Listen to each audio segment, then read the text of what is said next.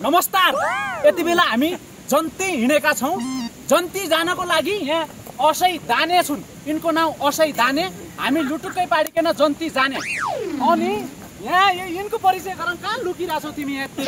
तिनी भनेको पुलिसको ड्रेस लगाइदिए पनि चोर जस्तो देखिने मान्छे।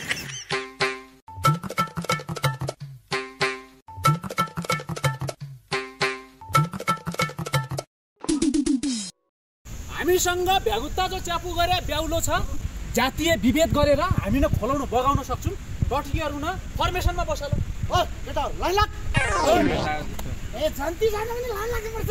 कस्तो असरी छ? त्यही त यो असैको लिए चित्त बुझेन के? यस्तो गर्छ। ए लाइन लाग गरे तिमी न पखाला लागेछ। यो असै भएन। अब हलदार न बढुवा गरेर हामी अगाडि बढ्नु पर्छ। सही कुरा हो। पाखुरा हेरिकन असै यस्तो सुहाए छियो। तर तिम्रो गतिविधि ठीक लागेन के? अब लुटुक्कै गएर पछाडी झोला बोक्ने, झोलामा भएका चिज सुरक्षित राख्ने। जन्तीमा केही तलमाथि भयो भने तिमीलाई कारबाही स्वरूप हामी जरिवाना तिराउँछ। पछाडी झोला बोक। बाबु 29 किलो यसको सुरक्षा गर्ने। पछाडी कहीँ भाग्न सक्छ। जन्ती टिमको उच्च मूल्याङ्कनका साथ हिलो खाए जो ठुलो गरिया यो हलदारलाई असैमा बढुवा गर्दै अब टोलीको नेतृत्व यी असैले गर्छन्। तर काम सही गर्ने नि फेरि। सलाम ठोक।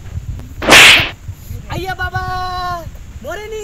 यस्तो असै चाहिँदैन। बेहुला कुद्न पाइँदैन। के हो बेहुला आउन त हिँडेको त? अनि के तिमी लिन्छौ त उसकै सिटमा? त्यो नगरौँ। बेहुला फर्काउँछ। बेहुला फर्काउने?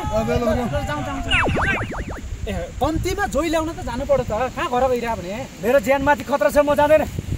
भइरहेको भने मान्दैन यार। लपक्न सिपालु तँ छिनै यसो केही गरी काच्चा कुच्चाहरू लपक्न। पर्बु नजानु पर्यो। तपाईँको सुरक्षा जिम्मा हाम्रो भयो। जातीय विभेद हुँदैन के? हामी एकदम सुरक्षा कन्फर्म गर्छौँ त। मेरो सुरक्षा हुन्छ त? जातीय विभेद हुँदैन। त्यो नमराज जस्तो ज्यान गुमाउनु पर्दैन कि? हामी एकदम अहिलेको 21औं शताब्दीमा जातीय विभेदलाई हटाउनको लागि भने हामी खट्छौँ त। एकदम त्यति गरिदिनु पर्यो के? यो समाजको यो व्यथितिलाई चाहिँ रोक्नको लागि भने हामी पुग्नै पर्छ के? जाउँ के?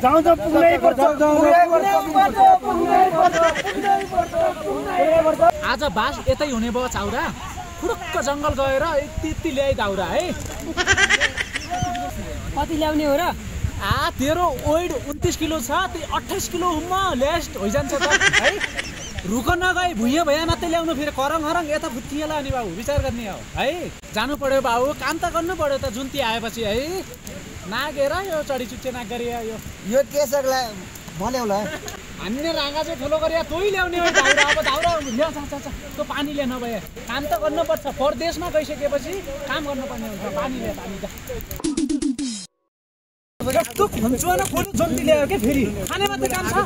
खानु पर्न भोक लाग्ने हिजो देखे। खानु पनि पर्यो अलि समूहमा काम पनि गर्न पर्यो के? आयो हिलो खाए चाहिँ ठुलो गरे मासुभरि सब हकाइले।